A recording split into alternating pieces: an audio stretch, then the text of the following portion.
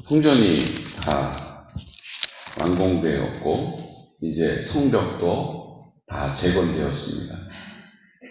하나님을 잃어버린 것 같았고 하나님이 이제 우리를 버린 것 같았는데 하나님께서는 하나님의 때에 하나님의 방법으로 하나님의 사람들을 통해서 다시 원래의 자리로 돌아오게 하신 것입니다. 원래 하나님이 그렇게 하고자 하시는 대로 하나님은 하십니다. 우리를 통해서도 그렇게 하십니다. 그러므로 우리가 보기에는 이게 다 이제 끝난 것 같고 더 이상 희망이 없는 것처럼 보이는 그곳에서 그 마음을 다시 하나님께로 돌이키며 그 마음을 다시 하나님께 온전히 드리면 하나님께서도 모든 상황을 앞서서 행하십니다. 온전하게 행하십니다. 오늘 이 사실을 그 모든 공동체에게 드러내고 있죠. 5절, 6절, 7절. 이 사실이 이제 쭉 말씀을 통해서 하나하나 확인이 되는 장면입니다. 그리고 나서 최종 그 모든 돌아와서 그 하나님의 그 회복의 사역에 동역했던 사람들의 숫자를 세보니까 42,360명. 42,360명이 그 예루살렘으로 다시 돌아오게 된 거예요. 왜 이 숫자를 이렇게 구체적으로 기록하고 있을까? 성벽을 재건할 때 그 공사한 사람들의 이름을 이렇게 자세하게 기록하고 있을까? 왜 이 모든 일들이 하나님 앞에서 이렇게 상세하게 기록되어 있을까? 그 이유는 한 가지입니다. 하나님께서 공동체를 통해서 그 일을 이루어 가신다는 사실을 뭐하게 하시려고요? 알게 하시려고. 공동체가 그 일들을 감당하는 것이다 라는 것을 하나님께서 깨달으라고 하나님께서 구체적인 사람의 이름과 숫자를 거명하고 계십니다. 숫자를 헤아리고 계시는 거예요. 이유가 뭐예요? 누가 그 일을 하는 거예요? 사람이 하는 거예요. 누구를 통해서 하세요? 믿음이 있는 사람. 그게 누구예요? 바로 이쯤 되면 좀 적응하실 만도 한데 바로 나를 통해서 하시는 거예요. 누가 좀 열심히 내야지, 누가 좀 기도 좀 더 해야지가 아니에요. 내가 하나님 앞에 마음을 다시 새롭게 하고 다시 하나님이 내 마음 가운데 전부이심을 내가 이 모양 이 꼴로 사는데 무슨 하나님이 나를 도와주시겠어. 이게 마귀가 자꾸 우리 마음에 주는 거예요. 어제도 우리가 봤죠. 자꾸 두려움을 갖게 하는 거예요. 두려운 마음으로는 하나님을 뵐 수가 없어요. 두려워하는 마음으로는 하나님을 찾을 수도 없어요. 그냥 그 상황에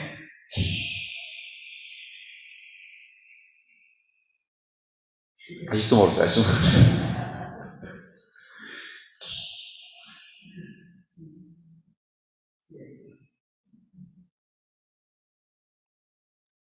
빠져들어가지고 감당할 수가 없어요. 그런데 여러분, 이것은 하나님의 구원의 놀라운 소식인 것을 또 듣게 됩니다. 왜냐하면요, 보세요. 마귀는요, 우리의 구원을 빼앗아 갈 수가 없어요. 또 타이밍을 놓치셨어요, 지금. 마귀는 우리의 구원을 빼앗아 갈 수가 없어요. 그러니까 마귀가 대신 뭘 빼앗아 가요? 기쁨을 빼앗아 가는 거예요. 여러분, 두려운 사람이 기뻐할 수 있어요? 두려워하는 사람은 기뻐할 수가 없어요. 기쁨이 없는 사람이 소망이 있어요? 없어요. 소망이 없는데 감사가 있어요? 없어요. 잘 보세요. 마귀가 우리 마음의 기쁨을 다 빼앗아 가면요, 그때부터 원망 불평이 그치지가 않아요. 누구 때문이고. 후회와 관성이 꼬리에 꼬리를 물어요. 그때 이렇게 할 거, 그때 저렇게 할 거, 이렇게 했으면 더 좋았을 텐데, 왜 그때 그렇게 했을까? 이게 끊이지가 않아요. 꼬리에 꼬리를 물고 계속 나와요. 거기다가 감사가 없어요. 감사할 수가 없어요. 왜요? 이 상황이 너무 두려운 거요. 이 상황이 너무 원망스러운 거요. 감사가 안 나요. 감사가 안 나오니까 또 뭐가 없어요? 찬양이 없어요. 이게 지금 하나님을 찬양할 수 있는 우리의 마음을 잃어버리게 되는 거예요. 구원을 빼앗아갈 수는 없는데 뭘 빼앗아가요? 기쁨을 빼앗아가요.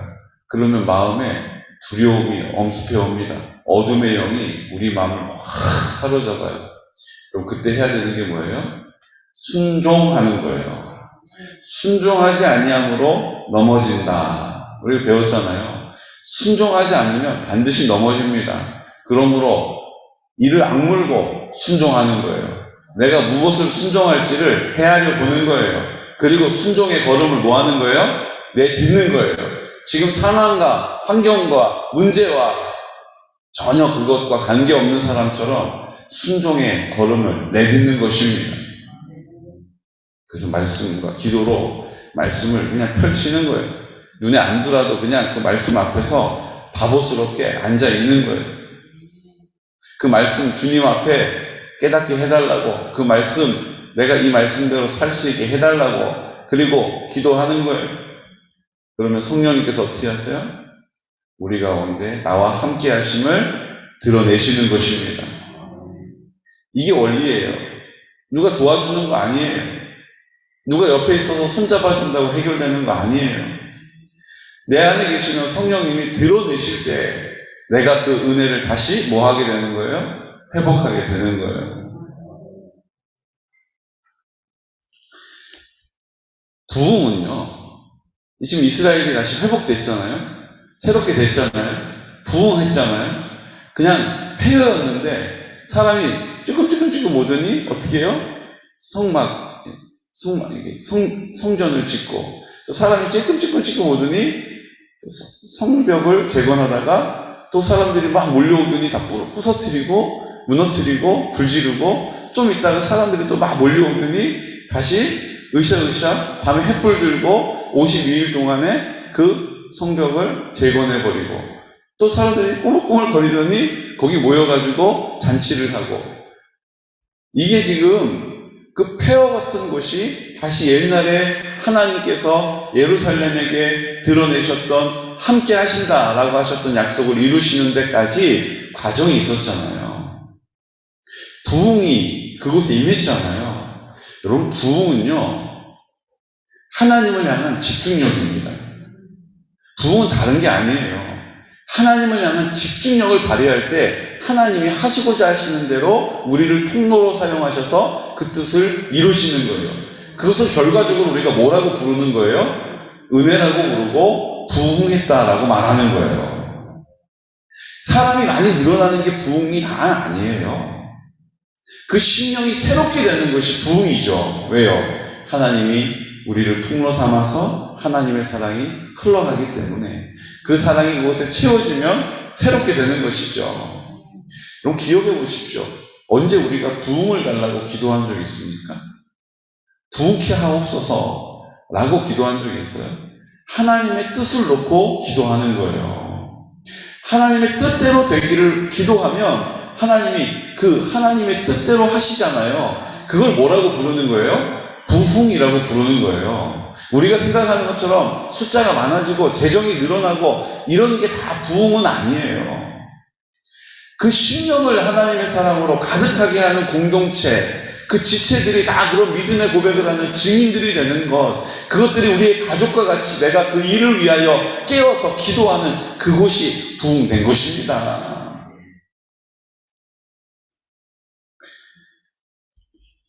남북전쟁할 때 아브라함 링컨 대통령 매 시간을 정해서 기도했다고 하죠.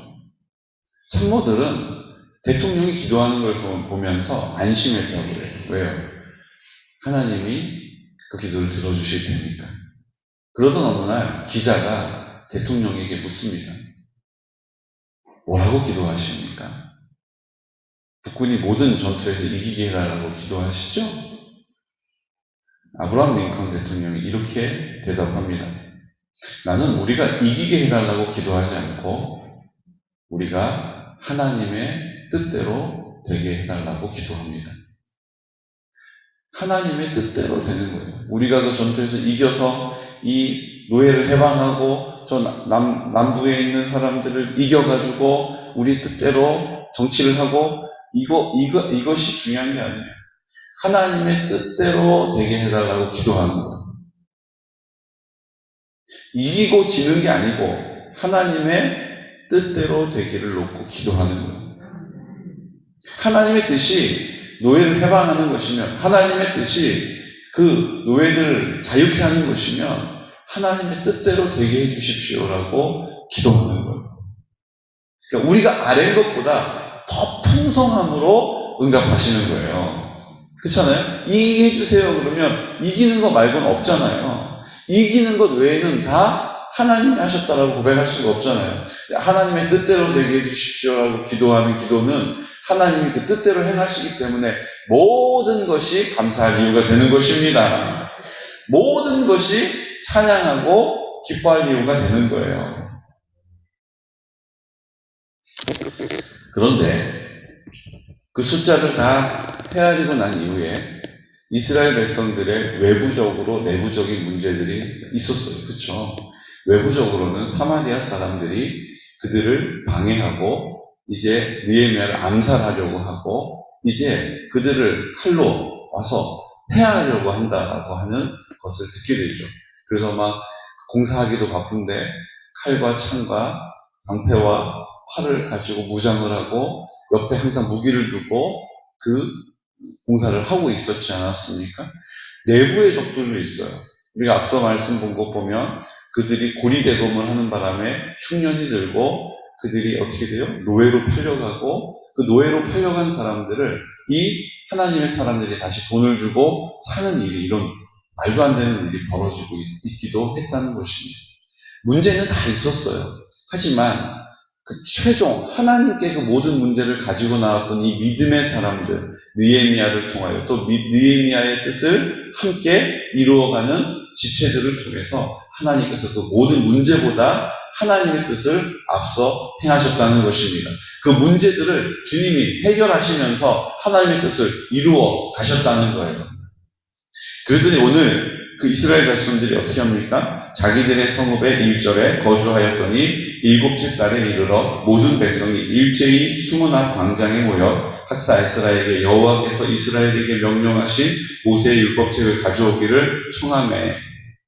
지금 무슨 장면이냐 하면 이스라엘 백성들은 포로로 끌려가면서 지금 우리가 갖고 있는 것처럼 성경책이라는 게 없었어요. 그나마도 레위 사람들이 지금 이 에스라는 그 아론 지파의 16대 손이거든요. 그러니까 그 할아버지로부터 물려왔던 그 쪽복음, 두루마리로 묶여있는 하나님의 말씀, 그것도 토라. 다 있는 게 아니라 부분 있는 것 중에서 에스라가 그것을 피난 갈 때 싸질머지고 간 거예요. 야, 먹을 거 못 챙겨도 하나님의 말씀은 챙겨라. 그거 싸매 들고 갔다가 다시 싸매가지고 온 거예요. 그러니까 다른 백성들에게는 하나님의 말씀 자체가 없었어요. 하나님의 말씀이 없으니 하나님의 말씀대로 살아갈 수도 없고 하나님의 뜻을 헤아리지 못하는 이들이 하나님의 뜻을 온전히 이루어드릴 수도 없었던 거죠. 그러니까 어떻게 해요? 하나님의 뜻대로 살고 싶은 거예요. 하나님의 뜻이 뭔지 알고 싶은 거예요. 그래가지고 어떻게 했어요? 에스라에게 가서 우리가 여기 다 모였습니다. 우리가 다 함께 여기에 모였사오니 하나님의 율법책을 가지고 와 주십시오. 그 하나님의 율법책을 우리에게 가르쳐 주십시오라고 지금 뭐 하고 있는 거예요? 부탁하고 있는 거예요. 어느 날입니까? 7째 달 초하루. 이스라엘 백성들은요, 7월 1일이 우리의 1월 1일이에요. 7월이 첫 해인 거예요. 그러니까 정월 초하루예요. 1월 1일 날 다 사람들이 모여가지고 모든 백성이 일제히, 이 모든 백성은 한 몸이란 뜻이에요. 그러니까 한 몸이 갈 때 팔은 가고 몸은 안 가는 거 없잖아요. 몸은 가고 발은 안 가는 게 없잖아요. 몸이 가면 다 가는 거잖아요. 그러니까 이스라엘 백성들이 다 모인 거예요. 42,360명이 다 모인 거예요. 4만 명이 거기 모인 거예요, 한마디로. 그리고 율법책, 하나님의 뜻을 알려달라고 말해요. 그럴 때 지금 어떤 장면이 일어납니까? 새벽부터 정오까지. 이들에게 있어서는 새벽이 6시거든요. 정오까지는 12시잖아요. 6시간 동안을 뭐 한 거예요? 그 율법책을 선포하는 그 놀라운 말씀잔치가 벌어진 거예요. 그 장면을 보면 아주 너무 기가 막힙니다. 수문학 광장에서 새벽부터 정오까지 남자나 여자나 알아들을 만한 모든 사람 앞에서 읽음에 무수 백성이 그 율법책에 귀를 기울였는데 그때 학사 에스라가 특별히 지은 나무 강단에 서고 그의 곁에 오른쪽에 손자는 하고 쭉 소개를 하죠. 그리고 에스라가 모든 백성 위에 서서 그들 목전에 책을 펴니 책을 펼 때에 모든 백성이 일어서니라. 4만 명이 우르르 일어선 거예요. 여러분 4만 명이 여러분 4천 명이 아니에요. 4천 명도 많은데 몇 명이요? 4만 명이 모여가지고 그 율법의 말씀을 하나님 뜻을 듣겠다라고 에스라가 다 나무 강단에서 일어나니까 어떻게 해요? 4만 명이 우르르 다 일어난 거예요. 여러분 4만 명이라는 숫자가요 그냥 한두 사람이 여기저기서 기침만 해도 이렇게만 해도 이렇게 되는 숫자 아닙니까? 그런데 놀라운 사실이 있습니다. 그 하나님의 율법책을 낭독하고 그 뜻을 해석하여 백성에게 그 낭독하는 것을 다 깨닫게 하는 레위 사람들, 제사장들이 그 중간중간에 다 끼어 있었던 거예요. 그러니까 이제 음향시설이 없으니까 어떻게 해요? 에스라가 낭독을 하면 뭐 에스라 목소리가 갑자기 막 초인적으로 커져가지고 4만 명이 다 알아들을 수 있도록 한 게 아니잖아요.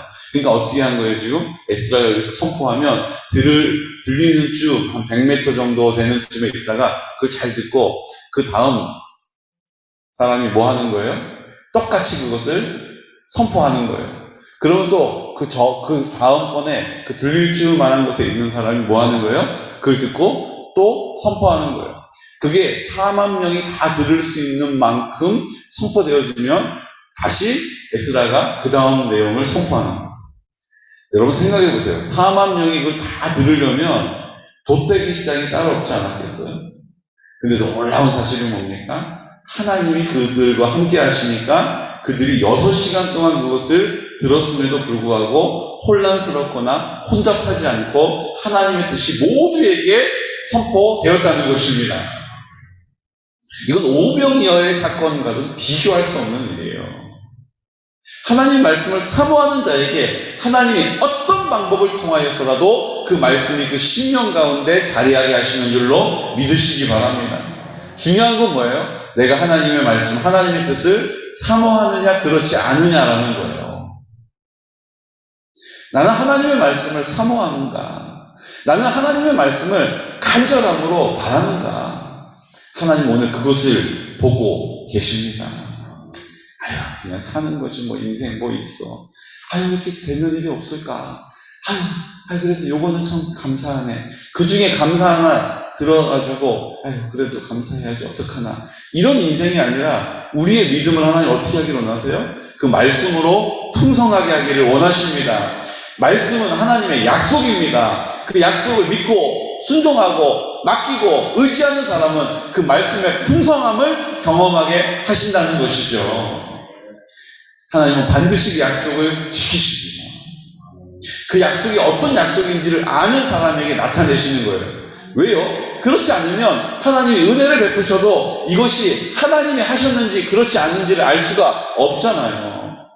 그러니까 하나님의 말씀을 사모하고 하나님의 말씀이 그 마음 가운데 있는 사람에게 응답하시는 거예요. 왜요? 그래야 하나님이 나와 함께 하시는구나. 하나님이 나를 사랑하시는구나. 하나님이 나를 어떻게 하신 거예요? 도와주셨구나.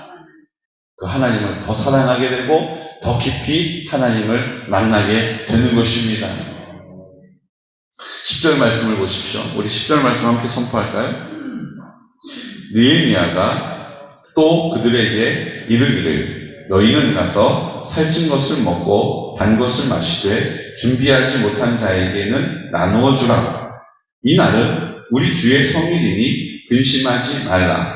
여호와로 인하여 기뻐하는 것이 너희의 힘이니라. 아멘. 마귀가 우리에게 그 기쁨을 자꾸 빼앗아 가려고 할 때 우리가 뭐 하는 거예요? 하나님의 말씀을 사모하고 하나님의 말씀만이 해답이고 하나님의 말씀만이 우리를 인도하고 그 말씀을 붙잡고 기도할 때 하나님이 역사하신다는 사실을 믿는 믿음을 가지고 그 자리를 지키는 거예요.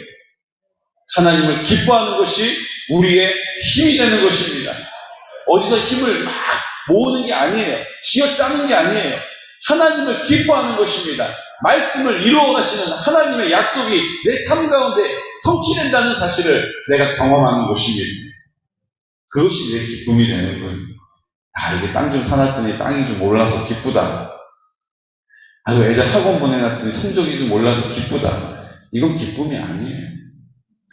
하나님이 내 마음 가운데 그 약속의 말씀을 성취하심을 경험하게 될 때 이것이 기쁨이 되는 거예요. 하나님 날 이렇게 사랑하시다니 기쁨이 되는 거예요. 하나님이 나와 함께 하시는구나. 이게 기쁨이 되는 거예요.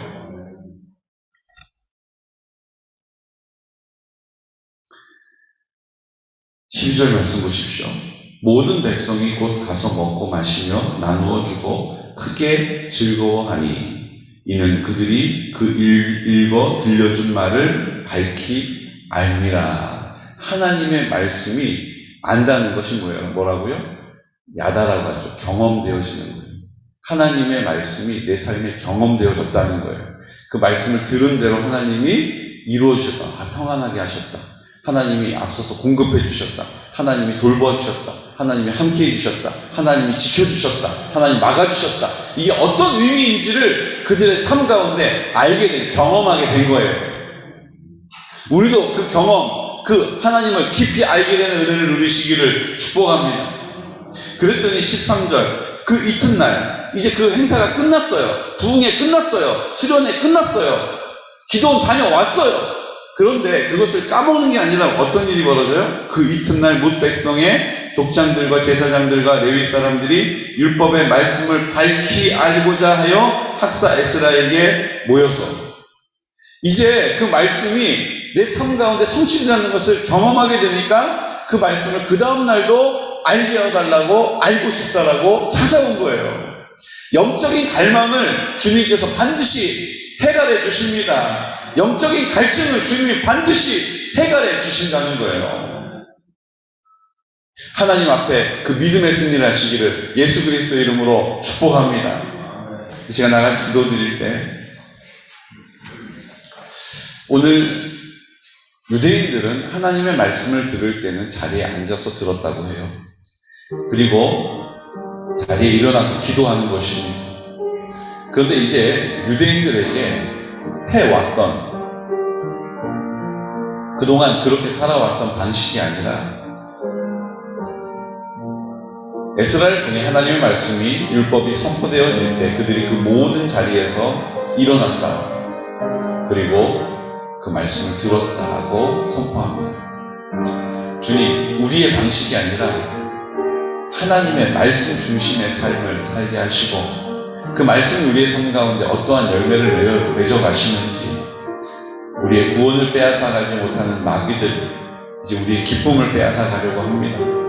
말씀이 우리의 삶 가운데 어떻게 성취되어지는지를 주님이 드러내심으로 우리를 기쁘게 하시고 소망 있게 하시고 감사하게 하시고 원망과 불평이 예수 그리스도의 이름으로 떠나가고 우리 주님의 승리만이 우리의 삶 가운데 있게 하여 주십시오라고 우리 모든 공동체를 위해서 성결한 다음 세대를 세워주시고 우리 실버 처치를 통하여 어르신들에게 복음을 전하는 일 주님이 그 말씀대로 행하여 주옵소서. 약속이 이루어질 줄로 믿습니다. 이제 우리 공동체 안에 연락하신 어르신들과 환우를 위하여 기도하고 있습니다.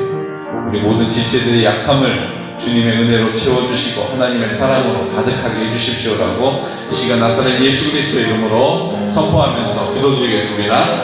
주여, 주여,